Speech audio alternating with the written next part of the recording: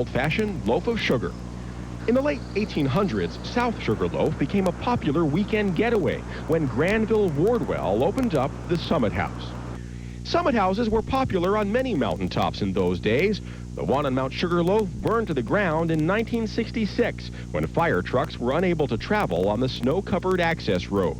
This piano, now in the Summit House in Skinner State Park, is all that remains. But the tremendous view and abundant wildlife are still here as thousands of visitors enjoy the more than 700-acre Mt Sugarloaf State Reservation. And so that is our surprise location for tonight, Mt Sugarloaf in the Deerfield area. In the next half hour, I'll have lots more on our location. We'll also have a closer look at some of the birds that call Mt Sugarloaf home. Coming back in a few minutes. First, for the news of the day, we go back to Lydia in the studio. Closer to home, dozens of downtown workers found themselves on the street this afternoon. Their workday suddenly shortened by an electrical fire that still remains a mystery. This was the scene shortly after 1 o'clock this afternoon at State and Main Streets, one of downtown Springfield's busiest intersections. Well, we'll check out a sneak peek of the weather with meteorologist Nick Morganelli. It's a little hot out there and a little hard to breathe, Nick. That's right, Lydia. The air quality today is unhealthful once again. A lot of haze in the air. The humidity is definitely up there. It's very, very steamy, a lot steamier than it was yesterday. You see, we'll put this radar picture into motion here. You see a lot of clouds that have been in the area today. And now back in here, we've got some enhanced clouds and also some thunderstorms back through Pennsylvania, a good one here, and also up through north of Buffalo, up through the Great Lakes. Really nothing in the immediate area. I think these thunderstorms, if they make it here and survive the trip, they will get in here more like 9 to midnight tonight. So we're not going to see them in the immediate future. Well, there's still much more to come here on 22 News Live at 5. Hey, Lydia, now that we know where we are for this Wednesday, which of course is going to be a regular feature on 22 News at 5 all throughout the summer, we're going to get a little history lesson on our location coming up. And we can see that Mt Sugarloaf is not long for this world, geologically. Cy Becker takes us on an Ice Age tour of Mt Sugarloaf. In more recent history on the mountain, the auto road leading to the top did not open until 1940. The Wendell Civilian Conservation Corps started building it in 1938, but their work was wiped out when a massive hurricane stalled over New England.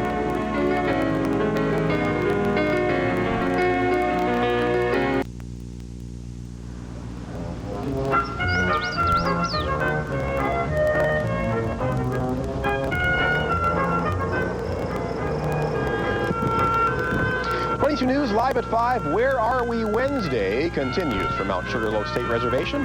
There are two distinct mountains that make up Mt Sugarloaf. South Sugarloaf Mountain rises 652 feet above sea level, while North Sugarloaf Mountain rises 791 feet above sea level. Amazingly, we're on the shorter one today. But the view is amazing, and try to imagine the view from up here all the way back during the Ice Age. Well, in the words of noted geologist Richard Little of Greenfield Community College, Mt Sugarloaf is a monument to our geological history. Cy Becker has more. If we were here just 16,000 years ago, the edge of the ice would have been right here at Mt Sugarloaf and melting back to the north. And in front of us here would have been Glacial Lake Hitchcock. And so the great expansive view that you see to the south would have been Glacial Lake Hitchcock. We would have been an island in the lake, as well as the Holyoke Range that you can see in the distance would have also been surrounded by the lake water. These rocks atop the mountain tell quite a story. And those pebbles represent stream deposits. The streams came out of the hills behind us here into the valley back during the age of dinosaurs, roughly 200 million years ago. So when I look at the Connecticut Valley, I see a failed ocean. If this fault that formed the Connecticut Valley had just been bigger and deeper, we would have been an arm of the Atlantic Ocean. But instead, we became one of the most beautiful valleys in the world right here. But the erosion of the rocks throughout Mt Sugarloaf means only one thing. Geology gives us a good view of the past as well as a glimpse into the future. This is Cy Becker for 22 News. Boy, that is hard to imagine, and you can see the entire topography of the entire valley from up here. It's getting a little windy. You know, I was thinking, Lydia, when Nick talks about winds in the upper atmosphere, I think we're sitting there right now. We can hear it, even if we couldn't see your tie flapping around. It's tucked in, Lydia. Well, there's still much more to come on 22 News Live at 5. And if you'd like to get more information on Mt Sugarloaf, check out their website, www.state.ma.us/, and that should be a DEM there, not CEM, a DEM. They're having a number of outings this weekend, including a wildflower and waterfall walk, plus making your own pottery from Connecticut River clay. First, though, Brenda Garten with what's coming up on 22 News at 5:30 and 6. Brenda? All right, Lydia, thank you very much. And just ahead this evening on 22 News, stay with us. We'll have an update on what went so horribly wrong on board the American Airlines flight that crashed in Arkansas, killing 9 people. These stories and much more are coming up on 22 News at 5:30 and 6. Hope you can stay with us.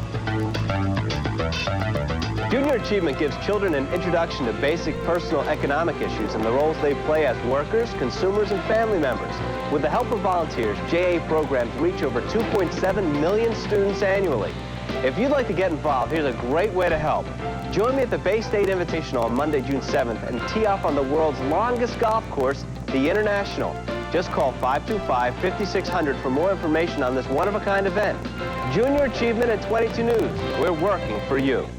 And 22 News live at 5 flies on the wild side when we return. In fact, we're going to fly as high as an eagle and some other birds of prey who make this mountain their home and get a helping hand from the help of a Conway man. We'll have the story coming up right after this. Okay. They sprayed us good, huh? Yeah, good. But I gotta tell you, my roots hurt real bad. Hank, whoever did this is gonna pay. Hank, they're gonna pay big. Hank! Roundup, no root, no weed, no problem. Joseph. Yes, Papa. There is an enemy that threatens all weeds. It is the spray. So, we'll bribe it. The spray does not respond to bribes. What's the world coming to? Roundup, no root, no weed, no problem. 22 News live at 5, coming to you tonight from the top of Mt Sugarloaf, and we feel like we're about as high as eagles fly. Here's some proof tonight. A bald eagle in the hands of Tom Ricardi, who rehabilitates these birds. Tom, you're from Conway. Tell us a little bit about what you have here. This is an immature bald eagle, and she's 3 years old. It's a female. And of course, you can see she doesn't have a white head and tail yet. It'll take another couple of years. At 5 years of age, they'll have a white head and tail. So both the males and female bald eagles have both the male and female have white head and tail. Wow. Tell me the story of this bird. Where did it come from? This bird was born in captivity, and one of the projects I work on is artificially breeding bald eagles and releasing them back to the wild by fostering them into wild nests. Oh, likes the mic. He likes the mic. And this bird apparently was born a little too late at my facility, and we couldn't find a nest that we could foster it in, so we tried releasing it on its own, and it just couldn't survive. It just didn't know how to hunt. So what'll happen now? Well, she'll stay with me, and I use it for an educational bird, take her to schools, and eventually when she's an adult, she'll be used for artificial breeding. Right. Tell us more about the birds that we may see right in our area. Mt Sugarloaf has a real good population of all sorts of different species of birds. We got nesting ravens here. Back in the 30s, the peregrine falcon nested on Mt Sugarloaf, one of the first nesting pairs. All sorts of birds of prey, red-tailed hawks, red shoulders, and occasional bald eagle. Of course, we got 6 nests on the river itself. Wow. And they're making a real good comeback. Are they making a comeback? And by and large, are people staying out of their way? Hopefully. The birds are more tolerant because there's more people now, but they still stay out of their way. Birds need a lot of space, especially eagles. All right. Tom Ricardi, thanks so much for joining us, and good luck with all of your work. Thank you. And Lydia, again, joining you from Mt Sugarloaf this evening. We've had a wonderful time and look forward to being out on the road with you next Wednesday.